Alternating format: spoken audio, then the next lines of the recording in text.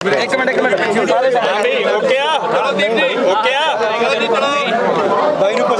जी मेरे 6 साल हो चुके ने बेअदबी का अजे तक इंसाफ नहीं मिल रहा है। चाहे सरकारां किहड़ियां भी आईयां ने, चाहे कांग्रेसी होण चाहे अकाली होण, की कहना चाहुंदे हो तुसीं? भाई जदों सरकार कोले जिहड़ा ताना बाना एडा ज़्यादा स्ट्रोंग हुंदा भाई जी कैमरे जे किते ओह पूर्ण तौर ते ये गल धार लैण भी असीं बेअदबी जिहड़ा श्री गुरु ग्रंथ साहिब दा निरादर होया ਉਹਦੇ ਦੋਸ਼ੀਆਂ ਨੂੰ ਫੜ ਕੇ ਤੇ ਸਜ਼ਾ ਦੇਣੀ ਆ ਤੇ ਗੱਲ ਕੋਈ ਬਾਲੀ ਵੱਡੀ ਨਹੀਂ ਆ, ਕੁਝ ਦਿਨਾਂ ਦੀ ਗੱਲ ਹੀ ਆ। ਪਰ ਦੇਖੋ ਤੁਸੀਂ ਜਦੋਂ ਅਸੀਂ ਲਿਹਾਜ਼ਾਂ ਪੂਰਨ ਲੱਗ ਜਾਂਦੇ ਆ ਨਾ, ਪਗਾਉਣ ਲੱਗ ਜਾਂਦੇ ਆ, ਜਦੋਂ ਅਸੀਂ ਉਹਨਾਂ ਬੰਦਿਆਂ ਨੂੰ ਹੀ ਪ੍ਰੋਟੈਕਟ ਕਰਨ ਲੱਗ ਜਾਂਦੇ ਆ ਜਿਹੜੇ ਦੋਸ਼ੀ ਆ। ਤੁਸੀਂ ਇਹ ਸਮੇਂ-ਸਮੇਂ ਤੋਂ ਦੇਖਿਆ ਗਿਆ ਘੱਲੂਘਾਰਾ ਹਫਤਾ ਸ਼ੁਰੂ ਹੋ ਰਿਹਾ 1984 ਤੋਂ ਬਾਅਦ ਜਿਹੜੇ ਬੂਟਾ ਸਿੰਘ ਸੀ ਉਸ ਵੇਲੇ ਹੋਮ ਮਿਨਿਸਟਰ ਸੀ, ਉਹਨਾਂ ਨੂੰ ਮਾਫੀ ਦਿੱਤੀ ਗਈ। ਇਹ ਜਿਹੜਾ ਅਪਰਾਧ ਸੀ ਉਹ ਮਾਫੀ ਦੇ ਯੋਗ ਨਹੀਂ ਸੀ। ਫਿਰ ਜਦੋਂ ਨਿਰਾਦਰ ਹੋਇਆ ਤਾਂ ਸਰਸੇ ਵਾਲਾ ਜਿਹੜਾ ਸਾਧ ਸੀ ਉਹਨੂੰ ਮਾਫੀ ਦਿੱਤੀ ਗਈ। ਹੁਣ ਇਹ ਵੀ ਮਾਫੀ ਦੇ ਯੋਗ ਨਹੀਂ ਹੈ ਗੱਲ।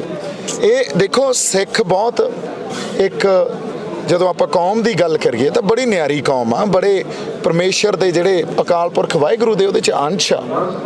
ਪਰ ਇਹ ਨਹੀਂ ਵੀ ਹਰ ਅਪਰਾਧ ਹੀ ਮਾਫੀ ਦੇ ਯੋਗ ਹੋਵੇ। ਜਿੱਥੇ ਗੱਲ ਸਾਡੇ ਇਸ਼ਟ ਤੇ ਆਉਂਦੀ ਆ ਉਹ ਮਾਫੀ ਦੇ ਯੋਗ ਅਪਰਾਧ ਨਹੀਂ ਆ। ਜਦੋਂ ਸਮੇਂ ਤੇ ਉਹਦੀ ਜਾਂਚ ਹੋਣੀ ਚਾਹੀਦੀ ਸੀ ਉਸ ਵੇਲੇ ਉਹ ਜਾਂਚ ਹੋਈ ਨਹੀਂ। ਮਗਰੋਂ ਅਸੀਂ ਹੁਣ ਇਕੱਠੇ ਹੋ ਕੇ ਫਿਰ ਡੈਫੀਨੇਟਲੀ ਆਵਾਜ਼ ਬੁਲੰਦ ਕਰਦੇ ਹਾਂ। ਪਰ ਗੱਲ ਹੁਣ ਬਾਹਲੀ ਦੂਰ ਆ ਗਈ। ਹੁਣ ਵੀ ਅੱਜ ਕੱਲ੍ਹ ਵੀ ਤੁਸੀਂ ਦੇਖੋ ਕਿਤੇ ਨਾ ਕਿਤੇ ਕੋਈ ਨਿਰਾਦਰ ਦੀ ਘਟਨਾ ਹੋ ਜਾਂਦੀ ਆ। ਹੁਣ ਵੀ ਨਹੀਂ, ਜਿਹੜੀਆਂ ਉਹੀ ਸਰਕਾਰਾਂ ਦੀ ਉਹੀ ਰੂਪ ਰੇਖਾ, ਬੰਦੇ ਬਦਲ ਜਾਂਦੇ ਆ, ਸਰਕਾਰ ਦੀ ਮਾਨਸਿਕਤਾ ਜਾਂ ਵਿਚਾਰਧਾਰਾ ਕਦੇ ਨਹੀਂ ਬਦਲਦੀ। ਸੋ ਸਾਨੂੰ ਪੂਰਨ ਤੌਰ ਤੇ ਇੱਕ ਡੈਮੋਕਰੇਟਾਈਜੇਸ਼ਨ ਕਰਨੀ ਪਊਗੀ, ਇੱਕ ਸਿਸਟਮ ਹੀ ਬਦਲਣਾ ਪਊਗਾ। ਇੱਥੇ ਮੁੜ ਉਸਾਰੀ ਕਰਨੀ ਪਊਗੀ ਸਾਨੂੰ। ਪੰਜਾਬ ਦੀ ਗੱਲ ਜਦੋਂ ਆਪਾਂ ਕਰਦੇ ਹਾਂ ਤਾਂ ਫਿਰ ਕਿਤੇ ਅਸੀਂ ਕਿਸੇ ਸਹੀ ਕਾਰਨਾਂ ਖਾਤਰ ਜਿਹੜੇ ਲੋਕ ਦੋਸ਼ੀ ਆ ਉਹਨਾਂ ਨੂੰ ਜੇ ਆਪਾਂ ਸਜ਼ਾ ਦੇਣੀ ਆ ਤੇ ਸਾਨੂੰ ਉਹਦਾ ਨਿਆਂ ਮਿਲਣਾ ਚਾਹੀਦਾ। ਫਿਰ ਉਹ ਵਰਤਾਰਾ ਸ਼ੁਰੂ ਹੋਊਗਾ, ਉਦੋਂ ਤੱਕ ਉਹ ਵਰਤਾਰਾ ਨਹੀਂ ਸ਼ੁਰੂ ਹੋਣਾ। 4 ਸਾਲ ਲਗਭਗ ਲੰਘ ਜਾਂਦੇ ਨੇ, 4-5 ਸਾਲਾਂ ਬਾਅਦ ਯਾਦ ਆ ਜਾਂਦੀ ਹੈ ਅਕਾਲ ਤਖਤ ਤੇ ਹੋਏ ਹਮਲੇ ਦੀ। ਰਾਜਨੀਤਿਕ ਆਗੂਆਂ ਨੂੰ ਉਹੀ ਜਿਹੜੇ ਨੇ ਘਸੀਆਂ ਪਿੱਟੀਆਂ ਗੱਲਾਂ ਕਰਨੀਆਂ ਫਿਰ ਸ਼ੁਰੂ ਕਰ ਦਿੰਦੇ ਨੇ। ਬੇਅਦਬੀ ਦੀ ਯਾਦ ਆ ਜਾਂਦੀ ਹੈ 4.5 ਸਾਲਾਂ ਬਾਅਦ। ਕਾਰਨ ਕੀ ਨੇ ਬਾਈ? ਕਾਰਨ ਇਹ ਆ ਵੀ ਉਹਨਾਂ ਬੰਦਿਆਂ ਨੇ ਤਾਂ ਲੋਕਾਂ ਨੂੰ ਭਰਮਾਉਣਾ ਤੇ ਵੋਟਾਂ ਪਵਾਉਣੀਆਂ, ਹਨਾ। ਜਿਹੜਾ ਜ਼ਿਆਦਾ ਭਰਮਾ ਲੈਂਦਾ ਉਹਨਾਂ ਜ਼ਿਆਦਾ ਵੱਧ ਸਕਸੈਸਫੁਲ ਹੋ ਜਾਂਦਾ ਵੋਟਾਂ ਪਵਾਉਣ 'ਚ, ਤੇ ਮੁੜ ਕੇ ਉਹ ਮੰਤਰੀ CM ਬਣ ਕੇ ਬਹਿ ਜਾਂਦੇ ਆ। ਸੋ ਇਹ ਤਾਂ ਗੱਲ ਭਰਮਾਉਣ ਦੀ ਚੱਲ ਰਹੀ ਹੈ। ਇਹੀ ਗੱਲ ਆ ਜਿਹੜੀ ਤੁਸੀਂ ਗੱਲ ਕਰ ਰਹੇ ਹੋ ਵੀ ਰਾਜਨੀਤਿਕ ਜਿਹੜੀ ਤੁਸੀਂ ਹੁਣੇ ਗੱਲ ਕਹੀ, ਭਾਸ਼ਾ ਵਰਤੀ ਆ, ਉਹ ਵਾਕਈ ਪੂਰਨ ਤੌਰ ਤੇ ਉਹਨਾਂ ਤੇ ਢੁਕਦੀ ਆ ਇਹ ਗੱਲ। ਇਹ ਗੱਲ ਰਾਜਨੀਤਿਕ ਨਹੀਂ ਆ, ਇਹ ਗੱਲ ਤਾਂ ਅਧਿਆਤਮ ਦੀ ਆ ਤੇ ਸਮਾਜ ਦੀ ਆ। ਸ਼੍ਰੀ ਗੁਰੂ ਗ੍ਰੰਥ ਸਾਹਿਬ ਤਾਂ ਯਾਰ ਜਗਤ ਗੁਰੂ ਆ। ਤੁਸੀਂ ਦੇਖੋ ਸਾਰਿਆਂ ਦਾ ਸਾਂਝਾ, ਇਸ ਦੇਸ਼ ਦਾ ਕੀ, ਇਸ ਦੁਨੀਆ ਦਾ ਕੀ। ਸੇ ਜੇ ਸ਼੍ਰੀ ਗੁਰੂ ਗ੍ਰੰਥ ਸਾਹਿਬ ਦਾ ਨਿਰਾਦਰ ਹੁੰਦਾ ਤੇ ਮੈਨੂੰ ਲੱਗਦਾ ਇੱਕ ਮਨੁੱਖਤਾ ਦਾ ਨਿਰਾਦਰ ਹੈ ਨਾ ਵੇ। ਇਹਦੇ ਲਈ ਤਾਂ ਕੋਈ ਇਹ ਨਹੀਂ ਵੀ ਇਕੱਲੇ ਸਿੱਖ ਹੀ ਸੰਘਰਸ਼ ਕਰਨ। ਸਾਡੇ ਸਾਰੇ ਉਹ ਬੰਦੇ ਜਿਹੜੇ ਇਸ ਧਰਤੀ ਤੇ ਇਸ ਖਿੱਤੇ 'ਚ ਰਹਿੰਦੇ ਆ ਉਹਨਾਂ ਸਾਰਿਆਂ ਨੂੰ ਸੰਘਰਸ਼ ਕਰਨਾ ਚਾਹੀਦਾ। ਕੈਪਟਨ ਸਾਹਿਬ ਨੇ ਵੀ ਇਹ ਗੱਲ ਕਹੀ ਸੀ। ਇਹ ਕਿਹਾ ਜਾ ਰਿਹਾ ਕਿ ਬਾਦਲ ਦਲ ਤੇ ਕੈਪਟਨ ਇਹ ਜਿਹੜੇ ਰਲੇ ਹੋਏ ਲੀਡਰ ਨੇ ਤੇ ਸੁਪਰੀਮ ਹਾਈ ਕੋਰਟ ਦੇ ਫੈਸਲੇ ਦੇ ਵਿਰੁੱਧ ਸੁਪਰੀਮ ਕੋਰਟ ਜਾ ਸਕਦੇ ਸੀ, ਤਾਂ ਸੁਪਰੀਮ ਕੋਰਟ ਤੱਕ ਪਹੁੰਚ ਨਾ ਕਰਨਾ, ਕੀ ਸਮਝਦੇ ਹੋ ਕਿ ਇਹ ਜਿਹੜੀ ਮਿਲੀ ਭੁਗਤ ਹੋ ਸਕਦੀ ਹੈ ਦੋਨਾਂ ਸਰਕਾਰਾਂ? ਬਾਈ ਜੀ ਇਹ ਗੱਲ ਨਾ ਅਸੀਂ ਬਹੁਤ ਉੱਤੋਂ ਦੇਖਦੇ ਹਾਂ ਵੀ ਇਹ ਰਲੇ ਹੋਏ ਆ। ਸਾਰਾ ਸਿਸਟਮ ਉਹੀ ਆ, ਬੰਦੇ ਬਦਲਦੇ ਆ। ਉਹਨਾਂ ਕੁਰਸੀਆਂ ਤੇ ਜਿਹੜਾ ਦੂਜੇ ਨੇ ਆ ਕੇ ਬੈਠਣਾ ਹੁੰਦਾ ਉਹਨੇ ਵੀ ਉਹੀ ਕੰਮ ਕਰਨਾ ਹੁੰਦਾ ਜੋ ਪਹਿਲਾਂ ਉਹਦਾ ਜਿਹੜਾ ਪਹਿਲਾਂ ਬੈਠਣ ਵਾਲਾ ਬੰਦਾ ਸੀ ਉਹ ਕਰਕੇ ਗਿਆ। ਜਿਵੇਂ ਅੱਜ ਜੋ BJP ਕਰ ਰਹੀ ਆ, ਕਾਂਗਰਸ ਵੀ ਉਹੀ ਕਰਦੀ ਸੀ। ਫਰਕ ਕਿੱਥੇ ਹੁੰਦਾ? ਉਹ ਰਾਤ ਦੇ ਹਨੇਰੇ 'ਚ ਕਰਦੇ ਸੀ, ਇਹ ਦਿਨ ਦੇ ਚਾਨਣ 'ਚ ਹੀ ਉਹੀ ਕਰੀ ਜਾਂਦੇ ਆ। ਸੋ ਫਰਕ ਕੁਛ ਨਹੀਂ ਹੈ। ਇਸੇ ਕਰਕੇ ਮੈਂ ਕਹਿ ਰਿਹਾ ਬੇਅਦਬੀ ਦਾ ਮੁੱਦਾ ਹਾਵੀ ਰਿਹਾ ਸੀਗਾ ਇਲੈਕਸ਼ਨ ਦੇ ਉੱਪਰ, ਵੱਡਾ ਮੁੱਦਾ ਸੀ, ਸਿੱਖਾਂ ਨਾਲ ਜੁੜਿਆ ਹੋਇਆ ਭਾਵਨਾ ਦਾ ਮੁੱਦਾ ਸੀ। ਤਾਂ ਕਿਹਾ ਗਿਆ ਸੀ ਸਾਰੀਆਂ ਪਾਰਟੀਆਂ ਦੇ ਵੱਲੋਂ ਕਿ ਇਨਸਾਫ ਦਿਵਾਵਾਂਗੇ, ਤਾਂ ਕੈਪਟਨ ਦੀ ਸਰਕਾਰ ਹੁਣ ਤੱਕ 4 ਸਾਲ ਦਾ ਵਕਤ ਦੇ ਉੱਪਰ ਉਹਨੂੰ ਵੀ ਹੋ ਚੁੱਕਿਆ। ਮੈਂ ਤੁਹਾਨੂੰ ਦੱਸਿਆ ਨਾ ਗੱਲ ਇਹ ਆ, ਪਹਿਲਾਂ ਤਾਂ ਇਹ ਸਿੱਖਾਂ ਦਾ ਇਕੱਲਿਆਂ ਦਾ ਮੁੱਦਾ ਨਹੀਂ ਆ, ਇਹ ਤਾਂ ਮਾਨਵਤਾ ਦਾ ਮੁੱਦਾ। ਫਿਰ ਬਾਈ ਜੀ ਸੋਲੂਸ਼ਨ ਬਾਈ ਜੀ ਸੋਲੂਸ਼ਨ ਇਹ ਆ, ਪੰਜਾਬ ਦੇ ਲੋਕਾਂ ਨੂੰ ਇੱਕ ਪੋਲੀਟੀਕਲ ਸਟਰਕਚਰ ਬਦਲਣਾ ਪਊਗਾ।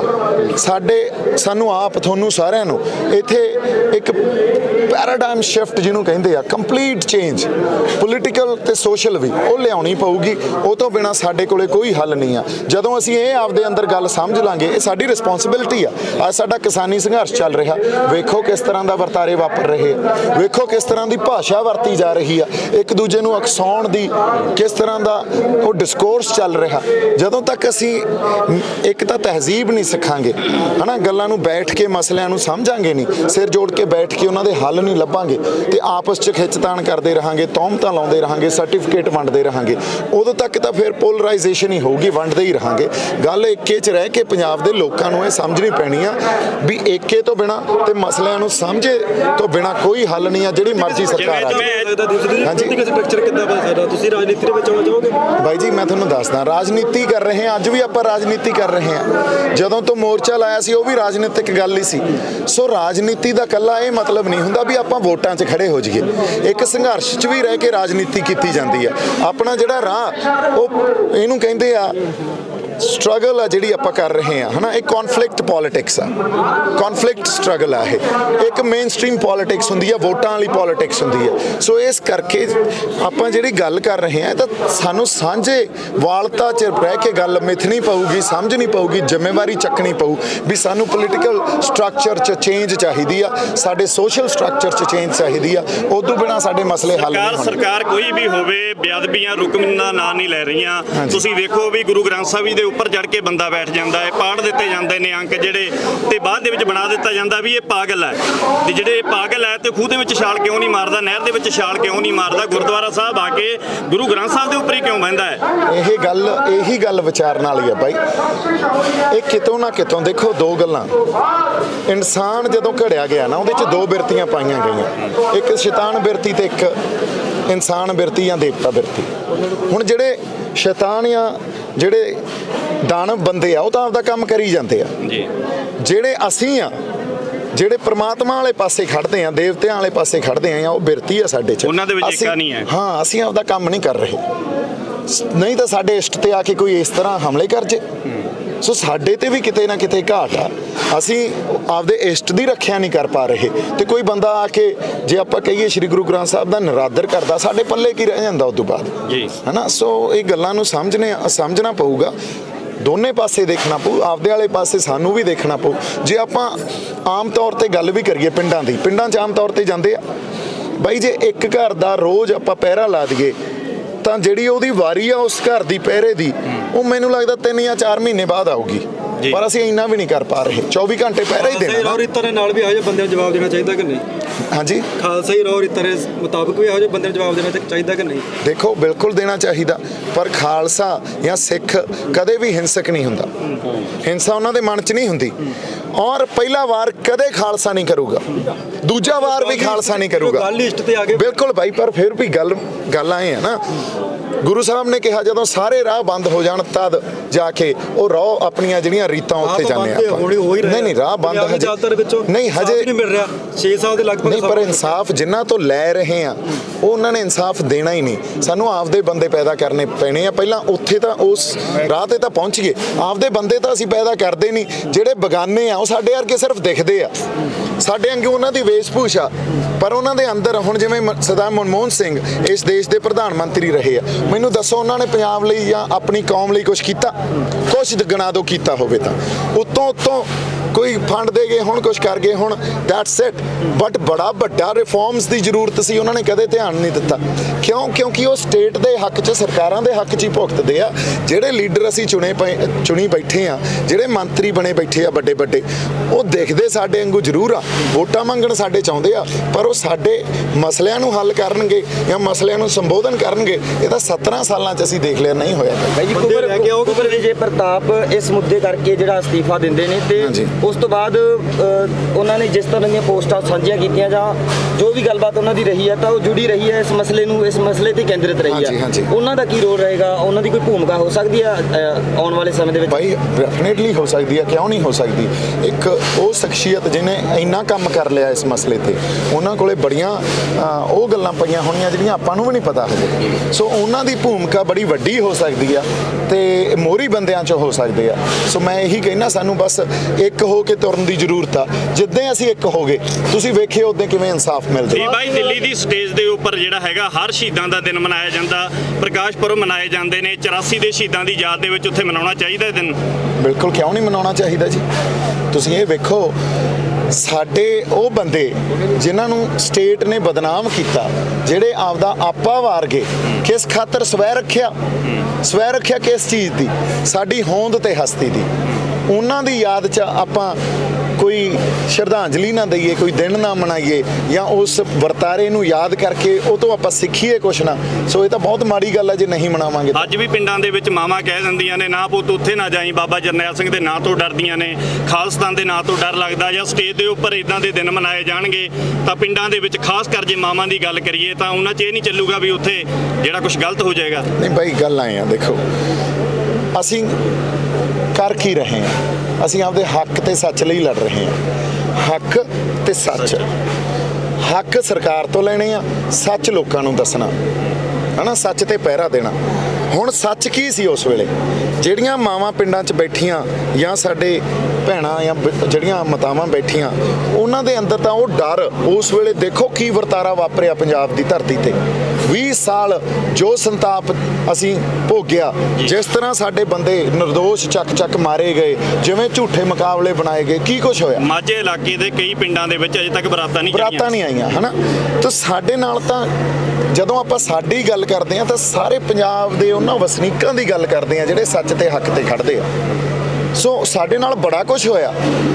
ਉਹ ਸਟੇਟ ਨੇ ਸਾਡੇ ਤੇ ਡਰ ਵੀ ਪਾਤਾ। ਦੇਖੋ, ਇੱਕ ਫੀਅਰ ਸਾਈਕੋਸਿਸ ਹੁੰਦਾ, ਸਰਕਾਰ ਕੰਮ ਹੀ ਫੀਅਰ ਸਾਈਕੋਸਿਸ ਤੇ ਕਰਦੀ ਆ ਵੀ ਡਰ ਇਹਨਾਂ ਦੇ ਮਨਾਂ 'ਚ ਬਿਠਾ ਦਿਓ ਤਾਂ ਕਿ ਇਹ ਕੱਲ ਨੂੰ ਉੱਠ ਨਾ ਸਕਣ, ਇਹ ਹੱਕ ਤੇ ਸੱਚ ਦੀ ਲੜਾਈ ਨਾ ਲੜ ਸਕਣ।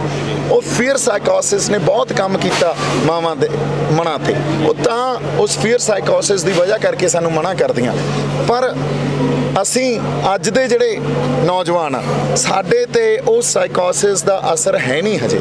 ਇਹ ਤਾਂ ਨਵੀਂ ਫਸਲ ਆ ਪੰਜਾਬ ਨੇ ਜਿਹੜੀ ਹੁਣ ਪੈਦਾ ਕੀਤੀ ਆ। ਇਸ ਕਰਕੇ ਉਹਨਾਂ ਨੇ ਹੱਕ ਤੇ ਸੱਚ ਦੀ ਗੱਲ ਕਰਨੀ ਆ। ਵੇਖੋ ਕਿਵੇਂ ਸਟੇਜਾਂ ਤੋਂ ਵਾਰ-ਵਾਰ ਸ਼ਹੀਦਾਂ ਦੇ ਨਾਂ ਲਏ ਜਾ ਰਹੇ ਆ, ਵਾਰ-ਵਾਰ ਸੰਤਾਂ ਦੀ ਗੱਲ ਕੀਤੀ ਜਾ ਰਹੀ ਆ। ਕਿਉਂ? ਕਿਉਂਕਿ ਗੱਲ ਨਿੱਤਰ ਕੇ ਜਿਹੜੀ ਸਾਹਮਣੇ ਆਉਂਦੀ ਆ ਉਹ ਸੱਚ ਦੀ ਆਉਂਦੀ ਆ, ਤੇ ਸੱਚ ਦੀ ਆਵਾਜ਼ ਵੀ ਬਹੁਤ ਫਿਰ ਉੱਚੀ ਹੁੰਦੀ ਆ, ਸਦੀਆਂ ਤੱਕ ਗੂੰਜਦਾ।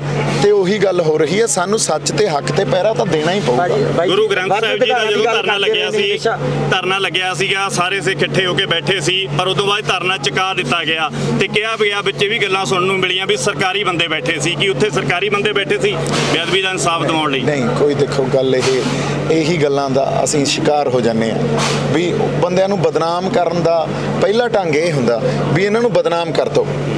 ਜੇ ਬਦਨਾਮ ਕਰਤਾ ਤਾਂ ਲੋਕ ਪਿੱਛੇ ਨਹੀਂ ਆਉਣਗੇ। ਸਰਕਾਰ ਡਰਦੀ ਕਿਸ ਗੱਲ ਤੋਂ ਆ? ਜਿਹਦੇ ਕੋਲੇ ਸਟਰੀਟ ਪਾਵਰ ਆ ਨਾ, ਜਿਹਦੇ ਕੋਲੇ ਲੋਕ ਆ, ਉਹ ਤੋਂ ਸਰਕਾਰ ਡਰੂਗੀ। ਸੋ ਸਭ ਤੋਂ ਵੱਡੀ ਗੱਲ ਉਹਨਾਂ ਦੀ ਇਹ ਹੁੰਦੀ ਆ ਵੀ ਜਿਹੜਾ ਬੰਦਾ ਉੱਭਰ ਰਿਹਾ ਉਹਨੂੰ ਬਦਨਾਮ ਕਰ ਦਿਓ ਤਾਂ ਕਿ ਇਹਦੇ ਪਿੱਛੇ ਲੋਕ ਨਾ ਆਉਣ। ਜਦੋਂ ਲੋਕ ਪਿੱਛੇ ਨਾ ਹੋਏ ਫਿਰ ਜਿਵੇਂ ਮਰਜ਼ੀ ਹੈਂਡਲ ਕਰ ਲੈਣ ਉਸ ਬੰਦੇ ਨੂੰ। ਸੋ ਕੋਈ ਸਰਕਾਰੀ ਬੰਦੇ ਨਹੀਂ ਸੀ। ਇੱਕ ਸਾਡੇ ਇਸ਼ਟ ਦੇ ਜਦੋਂ ਨਰਾਦਰ ਹੋਇਆ, ਉਸ ਦਾ ਇਨਸਾਫ ਖਾਤਰ ਜਿਵੇਂ ਟਕਸਾਲੀ ਵੀਰ ਬੈਠੇ ਸਨ, ਮਿਸ਼ਨਰੀ ਵੀਰ ਵੀ ਬੈਠੇ ਸਨ, ਇੰਜ ਨਹੀਂ ਸੀ ਲੱਗਦਾ ਵੀ ਸਾਰਿਆਂ ਦਾ ਇੱਕਾ ਹੋਇਆ ਹੈ? ਐਬਸੋਲੂਟਲੀ, ਮੈਂ ਉਹੀ ਤਾਂ ਗੱਲ ਕਰ ਰਿਹਾ। ਉੱਥੇ ਤਾਂ ਸਰਕਾਰ ਨੇ ਹੀ ਆਪਦਾ ਕੋਈ ਪੈਂਤੜਾ ਵਰਤਿਆ ਜਿਹੜਾ ਸਮੇਂ-ਸਮੇਂ ਤੋਂ ਵਰਤਦੇ ਆ ਰਹੇ ਆ। ਬਦਨਾਮੀ ਵੱਲ ਲੈ ਕੇ ਜਾਂਦੇ ਆ ਤੁਹਾਨੂੰ, ਫਿਰ ਤੁਹਾਨੂੰ ਐਂਟੀ ਨੈਸ਼ਨਲ ਕਹਿ ਦਿੰਦੇ ਆ, ਫਿਰ ਤੁਹਾਡੇ ਤੇ ਹੋਰ ਕੋਈ ਟੈਗ ਲਾ ਦਿੰਦੇ ਆ ਵੀ ਇਹ ਤਾਂ ਦੇਖੋ ਇਹ ਦੇਸ਼ ਦੇ ਹਿੱਤ ਦੀ ਗੱਲ ਨਹੀਂ ਕਰਦੇ, ਬੜਾ ਕੁਝ ਕਰਦੇ ਆ। ਕੈਪਟਨ ਸਾਹਿਬ ਨੇ ਇਹ ਵੀ ਗੱਲ ਕਹੀ ਸੀ ਵੀ ਜਿਹੜੀ ਬੇਅਦਬੀ ਦਾ ਜਿਹੜੇ ਸ਼ਿਕਾਰ ਹੋਏ ਨੇ, ਇਹਨਾਂ ਦੀਆਂ ਪੈੜਾਂ ਨੇ ਜਿਹੜੀਆਂ, ਉਹ ਸਾਰੇ ਜਿਨ੍ਹਾਂ ਨੇ ਬੇਅਦਬੀ ਕੀਤੀ ਹੈ, ਉਹ ਪੈੜਾਂ ਨੇ ਜਿਹੜੀਆਂ ਉਹ ਅਕਾਲੀ ਦਲ ਵੱਲ ਨੂੰ ਜਾਂਦੀਆਂ ਨੇ। ਅਸੀਂ ਇਨਸਾਫ ਦਿਵਾਵਾਂਗੇ, ਪਰ ਹੁਣ ਉਹ ਕਹਿ ਰਹੇ ਨੇ ਕਿੱਥੋਂ ਇਨਸਾਫ ਦਵਾ ਦਈਏ, ਕਿਹਨੂੰ ਅੰਦਰ ਡੱਕ ਦਈਏ? ਪਹਿਲਾਂ ਤੇ ਪ੍ਰੋਮਿਸ ਕੀਤੇ ਗਏ ਸੀ। ਬਾਈ ਜੀ, ਉਹੀ ਮੈਂ ਗੱਲ ਕਰਦਾ, ਵੋਟਾਂ ਵੇਲੇ ਭਰਮਾਉਣਾ ਇਹਨਾਂ ਦਾ ਸਾਰਿਆਂ ਦਾ ਕੰਮ ਹੁੰਦਾ। ਕਿਹਦਾ ਨਾਂ ਲਵਾਂਗੇ ਆਪਾਂ, ਹਨਾ? ਜੋ ਨਾਂ ਲਵਾਂਗੇ ਉਹ ਕੰਟਰੋਵਰਸੀ ਹੋ ਜੂਗੀ, ਮੇਰੇ ਤੋਂ ਵੀ ਰਿਹਾ ਨਹੀਂ ਜਾਂਦਾ ਹੁੰਦਾ। ਸੋ ਗੱਲ ਇਹ ਆ ਵੀ ਇਹਨਾਂ ਸਾਰਿਆਂ ਦਾ ਕੰਮ ਹੁੰਦਾ। ਇਹਨਾਂ ਨੇ ਤਾਂ ਤੁਹਾਨੂੰ ਆ ਕੇ ਮੈਨੂਪੂਲੇਟ ਕਰਨਾ। ਜਿਹੜਾ ਵੱਡਾ ਮੈਨੂਪੂਲੇਟਰ ਆ ਉਹਨਾਂ ਵੱਡਾ ਨੇਤਾ ਬਣ ਜਾਂਦਾ। ਭਾਈ ਉਹੀ ਕਹਿ ਰਹੇ ਖਾਲਿਸਤਾਨੀ ਪੋਲਿਟਿਕਸ ਜਿਹੜੀ ਇਹ ਗੱਲ ਕਰਦੀ ਹੈ। ਇਕੱਠੇ ਕਿੱਦਾਂ ਹੋ ਸਕਦੇ ਆਪਾਂ? ਇੱਕ ਧਿਰ ਇੱਥੇ ਬੈਠੀ ਆ, ਪੰਥਕ ਧਿਰਾਂ ਕਿਹਾ ਜਾਂਦਾ, ਦੂਜੇ ਪਾਸੇ ਜਵਾਹਰ ਸਿੰਘ ਵਾਲਾ ਵਿੱਚ ਵੀ ਨਾ ਸਿਆਸੀ ਧਿਰਾਂ ਆਣ ਕੇ ਉੱਥੇ ਕਰਕੇ ਗਈਆਂ। ਹਾਂਜੀ, ਇੱਕ ਮਿਲ ਨਹੀਂ ਹੋਏ, ਪਰ ਇਕੱਠੇ ਕਿੱਦਾਂ ਹੋ ਸਕਦੇ ਆਪਾਂ? ਭਾਈ ਜੀ, ਇਹ ਸਵਾਲ ਤਾਂ ਸੰਗਤ ਦੇ ਦੇਖੋ, ਕਿਸਾਨੀ ਸੰਘਰਸ਼ 'ਚ ਫੈਸਲੇ ਜੋ ਲਏ ਜਾਂਦੇ ਸੀ 26 ਤਰੀਕ ਨੂੰ ਇੱਕ ਫੈਸਲਾ ਲਿਆ ਗਿਆ ਜੋ ਸੰਗਤ ਦੇ ਜਜ਼ਬਾਤਾਂ ਦੀ ਤਰਜਮਾਨੀ ਨਹੀਂ ਕਰਦਾ ਸੀ। ਲੋਕ ਆਪ ਮੁਹਾਰੇ ਹੋ ਗਏ ਕਿ ਨਹੀਂ ਹੋ ਗਏ। ਉਦੋਂ ਪਹਿਲਾਂ ਜੋ ਸੰਗਤ ਚਾਹੁੰਦੀ ਸੀ ਉਹ ਫੈਸਲੇ ਹੁੰਦੇ ਸੀ। ਜੇ ਸੰਗਤ ਧਾਰ ਲੇ ਫਿਰ ਕਿ ਇਹਨਾਂ ਦਾ ਕਿਸੇ ਦਾ ਵੀ, ਜਿਹੜੀਆਂ ਧਿਰਾਂ ਵੀ ਬੈਠੀਆਂ ਉਹਨਾਂ ਦੇ ਜੀ ਲੀਡਰਸ਼ਿਪ ਆ, ਮੈਂ ਤੁਹਾਨੂੰ ਸੱਚੀ ਗੱਲ ਦੱਸ ਰਿਹਾ ਹੈ, ਜੇ ਸੰਗਤ ਧਾਰ ਲੇ ਤੇ ਇਹ ਉਦੋਂ ਬਾਅਦ ਇਕੱਠੀਆਂ ਨਾ ਹੋਣ, ਇਹ ਹੋ ਹੀ ਨਹੀਂ ਸਕਦਾ। ਸੰਗਤ ਨੇ ਧਾਰਿਆ ਸੀ 6 ਮਹੀਨੇ ਬਰਗਾੜੀ ਬੈਠੇ ਰਹੇ, ਲਾਸਟ ਸਟੇਜ ਤੋਂ ਵੇਖ ਲਿਆ ਸੀ ਕੀ ਬਣਿਆ ਨਾ। ਹਾਂਜੀ। ਅੱਜ ਅਸੀਂ ਪਛਤਾ ਰਹੇ ਹਾਂ, ਉਸ ਦਿਨ ਨੂੰ ਕਹਿ ਰਹੇ ਹਾਂ, ਪੰਥਕ ਧਿਰਾਂ ਕਹਿ ਰਹੀਆਂ ਕਿ ਉਦੋਂ ਗਲਤੀ ਹੋ ਗਈ, ਜੇ ਜਜ਼ਬਾਤਾਂ ਜਾਣ ਕੇ ਫੈਸਲਾ ਵਾਪਸ ਲਿਆ। ਹਾਂਜੀ। ਇਕੱਠੇ ਕਿਦੋਂ ਹੋਗੇ 6? ਭਾਈ ਜੀ ਇਹ ਦੇਖੋ, ਹਰ ਲੜਾਈ ਜਿੱਤੀ ਨਹੀਂ ਜਾ ਸਕਦੀ ਹੁੰਦੀ। ਕਈ ਲੜਾਈਆਂ ਅਸੀਂ ਹਾਰਦੇ ਆ, ਉਹਨਾਂ ਤੋਂ ਸਬਕ ਲੈਂਦੇ ਆ, ਫਿਰ ਅਗਲੀ ਲੜਾਈ ਲੜਦੇ ਆ, ਹਨਾ। ਸੋ ਅਸੀਂ ਹੁਣ ਕਿੰਨੇ ਸੰਘਰਸ਼ ਹੁਣੇ ਹੀ ਉਭਾਰ ਦੇਖ ਲਏ ਪੰਜਾਬ ਨੇ। ਬਰਗਾੜੀ, ਸਰਬੱਤ ਖਾਲਸਾ, ਉਦੋਂ ਪਹਿਲਾਂ ਸਰਸੇ ਵਾਲਾ ਮਸਲਾ, ਹੁਣ ਕਿਸਾਨੀ ਸੰਘਰਸ਼, ਕਿੱਡੇ ਵੱਡੇ ਉਭਾਰ ਦੇਖੇ, ਮਾਸ ਮੂਵਮੈਂਟਸ ਦੇਖੀਆਂ ਆਪਾਂ। ਹੁਣ ਸਾਡੇ ਕੋਲੇ ਹਜੇ ਵੀ ਮੌਕਾ ਵੀ ਸਿੱਖ ਕੇ ਇਹਨਾਂ ਗੱਲਾਂ ਤੋਂ, ਇਹਨਾਂ ਉਭਾਰਾਂ ਤੋਂ ਅਸੀਂ ਇਕੱਠੇ ਹੋ ਜਾਈਏ। ਡੇਰਾ ਸਾਹਿਬ ਨੂੰ 2 ਵਾਰੀ ਪੈਰੋਲ ਮਿਲਦੀ ਆ, ਬੰਦੀ ਸਿੰਘ ਨੂੰ ਰਿਹਾਈ ਵੀ ਨਹੀਂ ਮਿਲਦੀ ਹੈ, ਕੀ ਲੱਗਦਾ ਤੁਹਾਨੂੰ? ਕੀ ਲੱਗਦਾ? ਹਾਂਜੀ, ਬੰਦੀ ਸਿੰਘ ਨੂੰ ਰਿਹਾਈਆਂ ਨਹੀਂ ਮਿਲਦੀਆਂ ਤੇ ਸੌਦਾ ਸਾਹਿਬ ਨੂੰ 2 ਵਾਰੀ ਪੈਰੋਲ ਮਿਲ ਗਈ ਉਹ ਤਾਂ ਹੈ ਹੀ ਬੰਦੇ ਸਰਕਾਰਾਂ ਦੇ ਨਾ। ਦੇਖੋ ਫਿਰ ਪੈਸਾ, ਇੱਕ ਤਾਂ ਸਰਕਾਰ ਦੇ ਬੰਦੇ ਹੋ, ਫਿਰ ਤੁਹਾਡੇ ਕੋਲੇ ਪੈਸਾ ਹੋਵੇ ਤੇ ਤੁਸੀਂ ਉਸ ਹਿਸਾਬ ਨਾਲ ਸਭ ਕੁਝ ਹੈਂਡਲ ਕਰ ਲੈਂਦੇ ਹੋ। ਆਪਣੇ ਵਾਲੇ ਜਿਹੜੇ ਬੰਦੇ ਬੈਠੇ ਆ, ਉਹਨਾਂ ਨੇ ਸਟੇਟ ਨਾਲ ਪੰਗਾ ਲੈਤਾ ਹੋਇਆ, ਇਹਦੇ 'ਚ ਫਰਕ ਆ। ਉਹਨਾਂ ਨੇ ਸਰਕਾਰ ਨੂੰ ਚੁਣੌਤੀਆਂ ਦਿੱਤੀਆਂ ਹੋਈਆਂ। ਜਦੋਂ ਤੁਸੀਂ ਸਰਕਾਰ ਨੂੰ ਚੁਣੌਤੀਆਂ ਦੇਵੋਗੇ, ਆਪਦੇ ਹੱਕ ਮੰਗੋਗੇ, ਸਰਕਾਰਾਂ ਤੁਹਾਨੂੰ ਬਖਸ਼ਣਗੀਆਂ ਨਹੀਂ ਫਿਰ। ਸੋ ਇੱਥੇ ਆ ਕੇ ਫਰਕ ਪੈ ਜਾਂਦਾ। ਸੰਯੁਕਤ ਮੋਰਚੇ ਸਟੇਜ ਲੱਗੀ ਹੋਈ ਆ ਉਸਲੇ ਪਾਸੇ, ਦੀਪ ਸਿੱਧੂ ਉਸਲੇ ਪਾਸੇ ਨੂੰ ਕਦੋਂ ਜਾ ਰਿਹਾ? ਬਾਈ ਜੀ ਆਏ ਆ ਹੁਣ ਨਾ, ਮੈਂ ਹਮੇਸ਼ਾ ਇਹ ਕਹਿਣਾ ਹੁੰਨਾ, ਮੈਂ ਤਾਂ ਜਿਹੜਾ ਸਾਡਾ ਕਿਸਾਨ ਅੰਦੋਲਨ ਆ ਉਹਦੇ 'ਚ ਇੱਕ ਛੋਟਾ ਜਿਹਾ ਸਿਪਾਹੀ ਆ, ਉਹਨਾਂ ਦਾ ਸੋਲਜਰ ਆ। ਸਾਡੇ ਕਿਸਾਨ ਨਹੀਂ, ਬਿਲਕੁਲ ਸਾਡੇ ਕਿਸਾਨ ਆਗੂ ਆ ਜਿਹੜੇ, ਉਹਨਾਂ ਦੀ ਅਗਵਾਈ 'ਚ ਹੀ ਲੜਾਈ ਲੜ ਰਹੇ ਆ, ਹਨਾ। ਤੇ ਉਹਨਾਂ ਦੀ ਅਗਵਾਈ 'ਚ ਹੀ ਲੜਾਂਗੇ, ਉਹ ਸਤਿਕਾਰਯੋਗ ਆ। ਪਰ ਜਿਸ ਤਰ੍ਹਾਂ ਦੀ ਭਾਸ਼ਾ ਅੱਜ ਕੱਲ੍ਹ ਵਰਤੀ ਜਾ ਰਹੀ ਆ, ਜਿਸ ਤਰ੍ਹਾਂ ਦਾ ਇਲਜ਼ਾਮ ਲਾਏ ਜਾ ਰਹੇ ਆ, ਹਨਾ। ਹਾਂ ਨਹੀਂ, ਸ਼ੁਰੂ ਤੋਂ ਵਰਤੀ ਗਈ ਨਹੀਂ, ਪਰ ਹੁਣ ਗੱਲ ਬਾਹਲੀ ਦੂਰ ਪਹੁੰਚ ਗਈ। ਕੱਲ ਤੁਸੀਂ ਰਾਜੇਵਾਲ ਸਾਹਿਬ ਦੇ ਬਿਆਨ ਸੁਣ ਲਓ, ਕੱਲ ਆਪਣੇ ਜਿਹੜੇ ਰੁਲਦੂ ਮਾਨਸਾ ਤੋਂ ਹੈਗੇ ਆ ਉਹਨਾਂ ਦੇ ਬਿਆਨ ਸੁਣ ਲਓ, ਹਨਾ। ਤੁਸੀਂ ਬਿਆਨ ਸੁਣੋਗੇ ਤਾਂ ਤੁਸੀਂ ਦੇਖੋਗੇ ਵੀ ਯਾਰ ਜੇ ਸਾਡਾ ਮਿਆਰ ਇੱਥੋਂ ਤੱਕ ਆ ਗਿਆ, ਫਿਰ ਕਈ ਵਾਰੀ ਤੁਹਾਨੂੰ ਪਿੱਛੇ ਰਹਿ ਕੇ ਸਪੋਰਟ ਦੇਣੀ ਪਊਗੀ। ਅਸੀਂ ਪਿੰਡਾਂ 'ਚ ਰਹਿ ਕੇ ਲੋਕਾਂ ਨੂੰ ਇਹ ਤਾਂ ਕਹਿ ਸਕਦੇ ਹਾਂ ਵੀ ਏਕੇ 'ਚ ਰਹਿ ਕੇ, ਜਾਬਤੇ 'ਚ ਰਹਿ ਕੇ ਤੇ ਸੰਘਰਸ਼ 'ਚ ਜਾਓ। ਆਪਾਂ ਕੋਈ ਅੱਜ ਤੋਂ, ਮੈਂ ਇਹ ਗੱਲ ਵੀ ਧਾਰੀ ਸੀ ਵੀ ਮੈਂ ਕੋਈ ਸਲਾਹ ਹੀ ਨਹੀਂ ਦਿੰਦਾ ਤੇ ਨਾ ਮੈਂ ਸਵਾਲ ਪੁੱਛਾਂ ਸਾਡੇ ਲੀਡਰਾਂ ਨੂੰ। ਕਿਉਂਕਿ ਜਦੋਂ ਮੈਂ ਸਵਾਲ ਪੁੱਛਦਾ ਉਹ ਇਹ ਸੋਚ ਲੈਂਦੇ ਆ ਵੀ ਮੈਂ ਉਹਨਾਂ ਦਾ ਵਿਰੋਧੀ ਆ, ਹਾਲਾਂਕਿ ਮਕਸਦ ਇੱਕ ਆ, ਪਾਸੇ ਇੱਕੋ ਹੀ ਖੜੇ ਆ। ਸੋ ਇਸ ਕਰਕੇ ਮੈਂ ਆਪਦੇ ਆਪ ਨੂੰ ਥੋੜਾ ਢੈਲਾ ਪਾ ਲੂੰਗਾ ਤੇ ਕਿਸਾਨੀ ਸੰਘਰਸ਼ ਇੱਥੇ ਬਹਿ ਕੇ ਵੀ ਲੜ ਰਹੇ ਆ, ਉੱਥੇ ਬੈਠ ਕੇ ਵੀ ਲੜ ਹੀ ਰਹੇ ਸੀ। ਸਿੰਘ ਵਾਲਾ ਅਰਦਾਸ ਹੋਈ ਆ ਜਿੱਥੇ ਸੁਖਦੇਵ ਸਿੰਘ ਢੀਂਡਸਾ ਸੀ, ਹੋਰ ਸੀਗੇ, ਉਹ ਕਹਿੰਦੇ ਵੀ ਸਾਨੂੰ ਦੁਨਿਆਵੀ ਅਦਾਲਤਾਂ ਤੇ ਭਾਰਤੀ ਅਦਾਲਤਾਂ ਤੇ ਯਕੀਨ ਨਹੀਂ ਰਿਹਾ, ਸਿਰਫ ਅਸੀਂ ਮਹਾਰਾਜ ਅੱਗੇ ਅਰਦਾਸ ਕਰਦੇ ਵੀ ਉਹੀ ਅਮਲ ਦੇ ਮਸਲੇ ਦਾ ਹੱਲ ਕਰੂਗਾ। ਦੇਖੋ ਮਹਾਰਾਜ ਦੀ ਇਮਾਨਦਾਰੀ ਹੈਗੀ ਹੈ ਗੱਲ ਦੇ ਪਿੱਛੇ? ਨਹੀਂ ਬਾਈ, ਇਮਾਨਦਾਰੀ ਤਾਂ ਹੈ। ਮਹਾਰਾਜ ਨੇ ਹੀ ਕੋਈ ਬਿੱਦ ਬਣਾਉਣੀ ਹੈ ਜਿੱਥੇ ਇਨਸਾਫ ਮਿਲੇ। ਕਈ ਵਾਰੀ ਇਹਨਾਂ ਅਦਾਲਤਾਂ 'ਚ ਬੜੀ ਰੱਬੀ ਰੂਹਾਂ ਬਹਿ ਜਾਂਦੀਆਂ ਆ ਕੇ, ਜਿਹੜੇ ਸੱਚ ਤੇ ਖੜ ਜਾਂਦੀਆਂ ਆ ਕੇ, ਹਨਾ। ਸਾਨੂੰ ਕਾਨੂੰਨੀ ਲੜਾਈ ਵੀ ਲੜਨੀ ਪਊਗੀ, ਸਾਨੂੰ ਜਿਹੜੀ ਸਮਾਜਿਕ ਲੜਾਈ ਵੀ ਲੜਨੀ ਪਊਗੀ। ਸੋ ਇਸ ਕਰਕੇ ਲੜਾਈਆਂ ਦੋਨੇ ਜਿਹੜੇ ਆਪਾਂ ਕਹਿ ਦਈਏ ਪੈਂਤੜੇ ਆ ਉਹ ਅਪਣਾਉਣੇ ਪੈਣਗੇ। ਜੇ ਅਸੀਂ ਕਹੀਏ ਵੀ ਕਾਨੂੰਨੀ ਲੜਾਈ ਨਹੀਂ ਲੜਦੇ, ਇਹਨਾਂ ਤੇ ਵਿਸ਼ਵਾਸ ਨਹੀਂ, ਸਾਨੂੰ ਉਹ ਵੀ ਲੜਨੀ ਪਊਗੀ। ਬਾਈ ਸਾਨੂੰ ਬੜੀ ਮੈਚੁਰਿਟੀ ਨਾਲ ਮਸਲਿਆਂ ਨੂੰ ਹੈਂਡਲ ਕਰਨਾ ਪਊਗਾ। ਭਾਰਤੀ ਅਦਾਲਤਾਂ ਦੀ ਗੱਲ ਕੀਤੀ ਜਾਂਦੀ ਹੈ ਜਾਂ ਜਿਹੜੇ ਖਾਲਿਸਤਾਨ ਦੇ ਨਾਲ ਜੁੜੇ ਹੋਏ ਜਿਹੜੇ ਲੋਕ ਨੇ ਜਾਂ NRI ਜਿਹੜੇ ਵਿਦੇਸ਼ਾਂ ਦੇ ਵਿੱਚ ਵੀਰ ਬੈਠੇ ਨੇ, ਉਹਨਾਂ ਦੀ ਇਹ ਡਿਮਾਂਡ ਰਹਿੰਦੀ ਹੈ ਕਿ ਸਾਨੂੰ ਇਨਸਾਫ ਸਿਰਫ ਵੱਖ ਹੋ ਕੇ ਮਿਲ ਸਕਦਾ ਭਾਰਤ ਤੋਂ। ਖਾਲਿਸਤਾਨੀ ਪੋਲਿਟਿਕਸ ਤੇ ਦੀਪ ਸਿੱਧੂ ਦਾ ਕੀ ਸਟੈਂਡ ਹੈ ਜੀ? ਨਹੀਂ, ਦੇਖੋ ਮੈਂ ਤੁਹਾਨੂੰ ਇੱਕ ਗੱਲ ਕਰਦਾ, ਇੱਕ ਜਿਹੜੀ ਡੈਮੋਕ੍ਰੇਸੀ ਹੁੰਦੀ ਆ ਨਾ, ਉਹਦੇ 'ਚ ਬੜੀਆਂ ਤਰ੍ਹਾਂ ਦੀਆਂ ਐਸਪੀਰੇਸ਼ਨਸ ਹੁੰਦੀਆਂ, ਲੋਕਾਂ ਦੀਆਂ ਭਾਵਨਾਵਾਂ ਹੁੰਦੀਆਂ, ਹਨਾ। ਕਈ ਬੰਦੇ ਇਹ ਆ ਜਿਹੜੇ ਖਾਲਿਸਤਾਨ ਦੀ ਗੱਲ ਕਰਦੇ ਆ, ਕਈ ਬੰਦੇ ਉਹ ਆ ਜਿਹੜੇ ਵੱਧ ਅਧਿਕਾਰਾਂ ਦੀਆਂ, ਜਿਹੜੇ ਸੈਂਟਰ ਸਟੇਟ ਰਿਲੇਸ਼ਨਸ਼ਿਪ ਦੀ ਗੱਲ ਕਰਦੇ ਆ, ਹਨਾ।